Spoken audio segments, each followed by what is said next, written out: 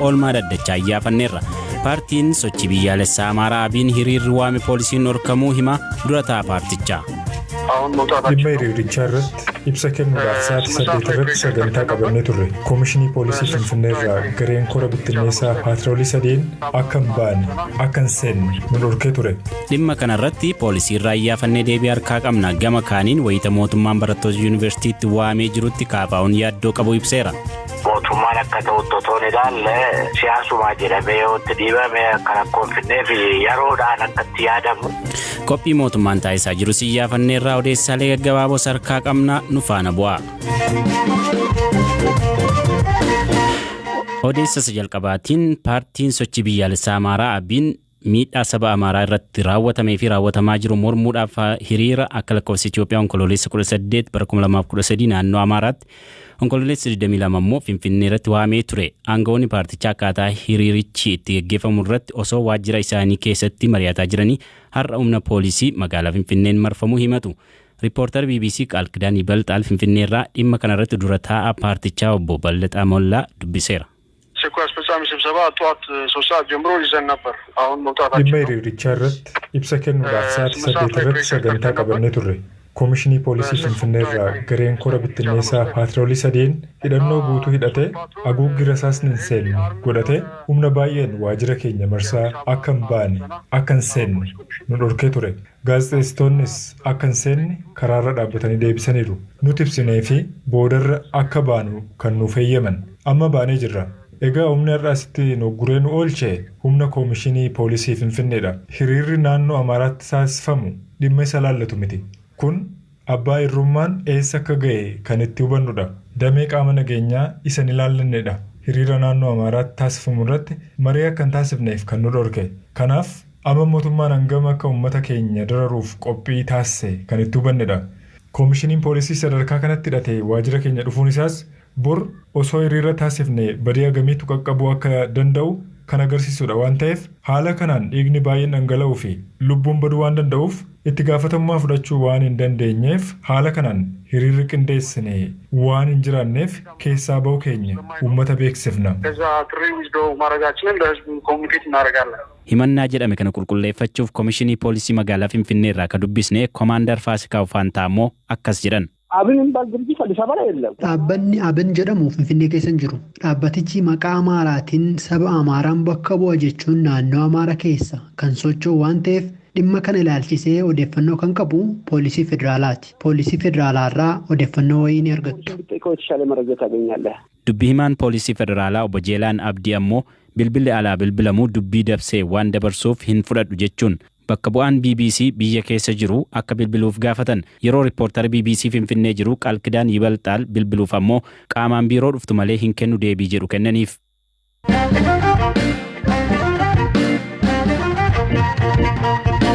Ajjecha artist Hacaaluu Hundeessaa hordofee namoota to'annoo seeraa jala oolan kanneen galmee obbo Jawaar Mohammad faa jalatti mataman qabeenyi kan isaaniif kamaatii isaanii jalaa ugguramuu irra deddeebiin himachaa turan. Manni murtii waliigalaa federaalaa dhaddacha araadaa har'a dhimma kana ilaalee ooleera. Abukaatoo himatamtoota kunneenii keessaa tokko kataan Dr. Tokkummaa Dhaabaa oolmaa dhaddacha har'aa akkanaan Buzoor Qolaanaatti himaniiru. Har'a kan ta'e qabeenyi isaanii kan akka konkolaataa, kan akka herrega baankii, qabeenyi socho'u, kan maatii isaanii, haadha manaa, kan ijoollee, kan namoota isaa wajjin jiranii hundumaa socho'anii ugguramee waan jiruufi keessumaa akkaawuntiin baankii isaanii sababa ugguramee fi hin beekamu qabeenyi isaanii konkolaataanis yakkitti raawwatamne bu'aa akkas miti jalaa ugguramuun qabu ka jedhuuni iyyanii dhiyaatee ture sanarratti abbaa galangaas deebii kennee ture boodammoo manni murtii baasii maatii keessanis barbaachisu waa hundumaa tokko tokkoon ifa godhaa dhiyeessaa jedhanii kan OMN dabalatee jechuudha. Kanarra dhaabannee isaanii mari'annee baasii manaaf qallabaaf ta'u kan ijoollee barsiisuuf ta'u kan kiraa manaaf ta'u hundumasaa kan OMN immoo kan hojjettoota isaa kan hojjetuudhaaf kaffalamu kiraa manaa idaa baankii irra jiru hundumaa wal qabsiifnee dhiyeessine. Har'a immoo abbaan alangaa kanarratti akka deebii kennuuf ture. Abbaan alangaas kanarratti deebii kennee jira.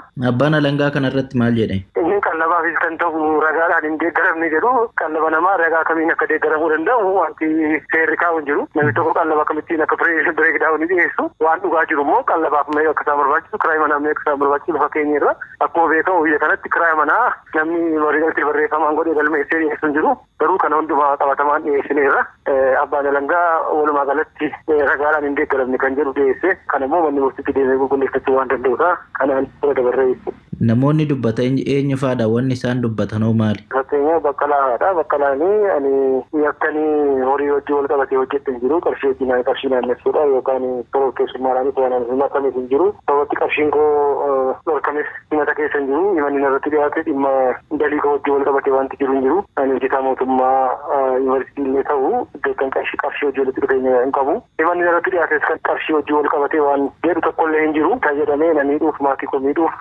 mindaan koo ji'a wanta yuunivarsiitii irraa naa galu dhorkamuusaa kun immoo na miidhuuf siyaasa keessa na baasuu fi kan jedhuu fi konkolaataa soo ta'e ani yuunivarsiitii fi manneen barnoota adda addaa walumatti waggaa 37 tajaajilee soorata baranan baha yeroo soorama bahutti konkolaataa dilleettii qabaachuun koo mootummaas ta'e qaama biraa dhukkubseera ta'e eegaanii barsiisaan yuunivarsiitii tokko makiinaa caccabduu dullattii kana bitachuu hin danda'u ta'e inni akka makiinaa bitachuu danda'u hin tilmaama keessa gashaa. Makiina kana yakkan hojjetan qabu ittiin ani waajjira mootummaa dhaqee ittiin taa'ee haasa'e malee wanta ani godhe jiru makiina bitachuu hin dandeessu jedhe yoo ta'e uummanni gaafa naqamtee dhaqu akka dhaabaa baheen makiinaa 119 na duukaa bu'ee na deeggaraa ture biyya lagaa naqu makiinaa badhaafameen ture galii ani argadhu makiinaa bitachiisuu danda'u jedhamee himannillee dhiyaachuu baate kanatti ilmaamanii yoo ta'e danda'u goggoraa kan jedhu kaase. Jawaar immoo ani kanneen maqaan abbaa isaanii siraas ta'e naggaadonni hundi isaanii akkaawunti isaanii uggurameera namoonni na wajjin gaaf tokko shayii ta'anii dhugan akkaawunti isaanii uggurameera. Garuu aangawoota amma aangoorra jiranii kan biyya bulchan immoo yeroo shayii dhuguu miti waan baay'ee wajjin hojjenneera. Kan isaanii garuu akkaawunti isaanii ugguramne maaliif kan isaanii ugguramu yoo dhuguma namni natti siquun dibduu ugguramu qabate kan aangawoota biyya bulchaa jiranii maaliif ugguramu warri waajjira haqaa keessa jirtan immoo haqa hojjechuudha seeraan hojjechuudha meedaaliyaan argatte sa'aatii namni bitee naa kenne hundumasaa poolisiin fudhatee jala kaawwatee hansaa godhatee mana koo tokko nambisanii hundumasaa saamanii dhuguma immoo egzibiitii ta'een dhiyaanne naan deebine yookaan ragaa ta'een dhiyaanne maaliif fudhatama meedaaliyaan koo maaliif fudhatama warqiin koo maaliif fudhatama sa'aatiin koo maaliif fudhatama qarshiin koo mana keessaa qarshiin 100 kun nu dadhabsiisuu nu hiyyoomsuu maatii keenya hiyyoomsuudha akkasiin godhiinaa isaan har'a mohanii nu bitaa jiru borommoo nuti filannoodhaan ni moona gaafa nuti moonu immoo isaaniin ariinaa aangoorra isin immoo wajjin hojjenna abbootiin seeraa wajjin hojjenna abbootiin alangaa wajjin hojjenna poolisii wajjin hojjenna akkasitti hubadhaa seera qofaan hojjedhaa kan jedhu dubbate. Dhimma kana irratti manni murtichaa deebii kennuuf torban har'aatti beellama qabateera.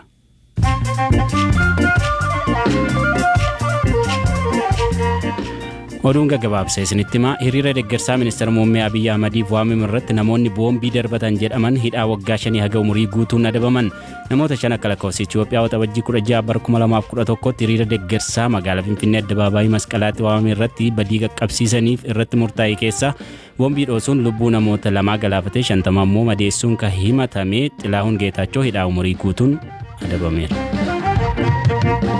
Weerara koronaa vaayirasii dhaabuuf jecha kaaffeewwanii fi manneetii nyaataa ka cufte Riitiiraan biiraa kuupooniin gurguruu jalqabdeetti gosti biiraa biyyattii argamu tokkittiin meelootii jedhamu kuupooniin gurguramaa jira. Biiraan tokko maallaqa biyyattii naaqfaa 10 yookiin immoo birrii 25 gurgurama. Naannoo Amaaraatti sababa weerara koronaa vaayirasiitiin walqabatee manneen barnootaa cufamuu isaaniitiin heerumni umurii malee haalaan dabaluun himame.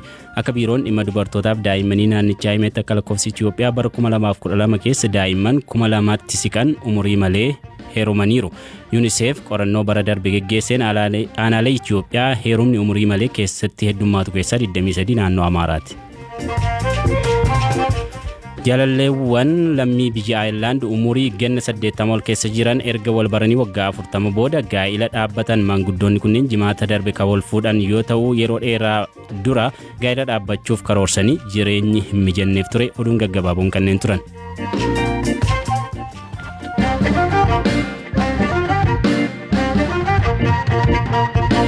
Odeessa keenyas dhumaatiin paartiin koongireesii federaalawaa Oromoo waa'ee barattoota yuunivarsiitiiwwan garaagaraatti ramadamanii ilaalchisuun ibsa yaaddoo of keessaa qabu baaseera. Ibsi kun waa'ee maaliiti jennee dura taa'aa paartichaa Profeesar Mararaa Guddinaa gaafanneera.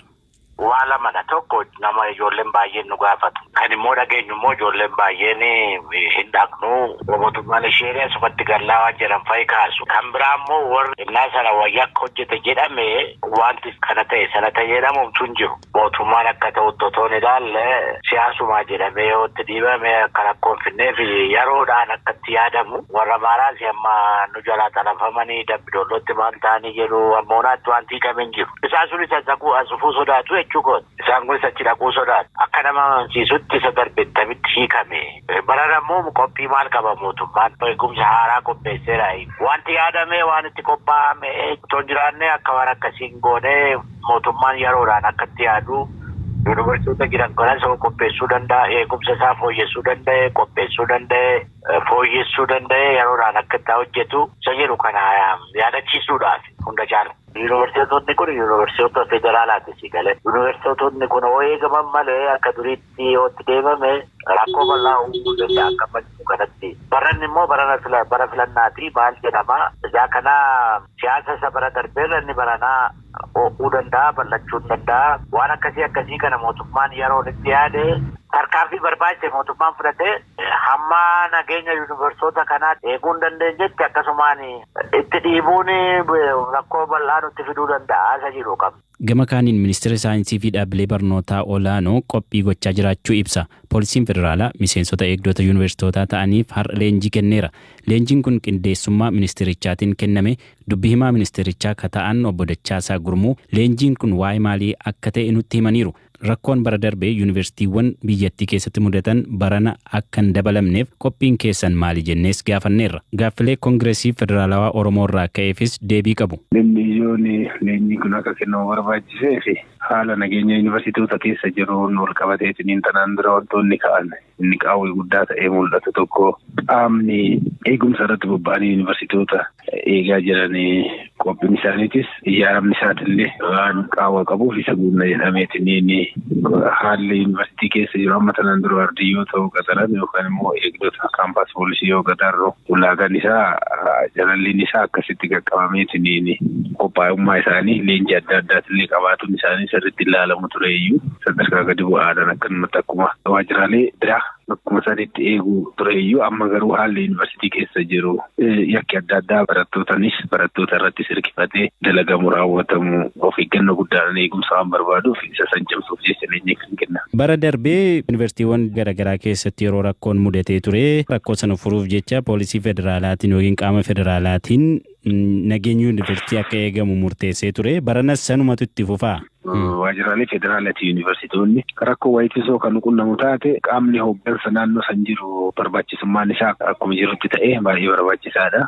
Akka waajjira federaalaatitti wanti nuti itti fayyadamnu rakkoon nageenya nu qunname poolisii federaalaati jechaadha. Kana jechuun umrii guutuu poolisii federaalaa yuunivarsiitii akka eeguu miti kan barbaadamu garuu rakkoon nu qunname yeroo hundumaa akkuma naannoofis akkuma kaaniifis gargaarsa godhu jechaadha. Amma yuunivarsiitii keessatti lakkoofsi poolisii baay'ee muraasa ammallee kaampaas poolisiidhaan yuunivarsiitiin kan eegamu overview kan ta'u garuu kan jara san to'atuu danda'u kan laaluu danda'u poolisii federaalaati jechaadha. Walitti qindoominaan hojii kana raawwatan jechaadha. Yuunivarsiitiitti barattoonni deebi'aa jiru. Bara darbe immoo rakkoo lamatu ture. Rakkoo nageenyaatii fi rakkoo koronaa vaayirasiitu ture. Barana yaaddoon qabdanii isin wanta akkasiin mudata jettanii hagamitti qophooftanii jirtu yeroo barattoonni gara yuunivarsiitiitti deebi'an kana? Amma kun bifa lamaan sirraa danda'a. Tokkoffaa haala barreen gaddaa nu qunnamerraa barnoota arganne cimsinee hojiirra oolchuudha. Akkamitti akka deebi'een dhufne taasisna kan jedhu irra deddeebi'amee waan madaalameef waan laalameef kanaafuu qaamni qooda fudhantoota ta'an hundi isaaniitu waan isaan irraa eegamu bifa isaan irraa eegaman yoo raawwatan taate inni sun nutti hin deebi'u jennee abdannee hojjetaa jirra. Lammaffaan olaantummaa seeraa kabachiisuudha. Qaqqabanii sirriitti jechaadha. Bifa bulchiinsi yuunivarsiitii keessa wantoonni adda addaa yoo uumaman dafanii tarkaanfii fudhatuudha. Dubbiin odoo waliin matiin odoo kallattii biraan qabaatiin jechaadha. Kanaafuu dhimmoota kana lamaan irratti xiyyeeffannee hojjenna rakkoo nu qunnamu jennee yaadna.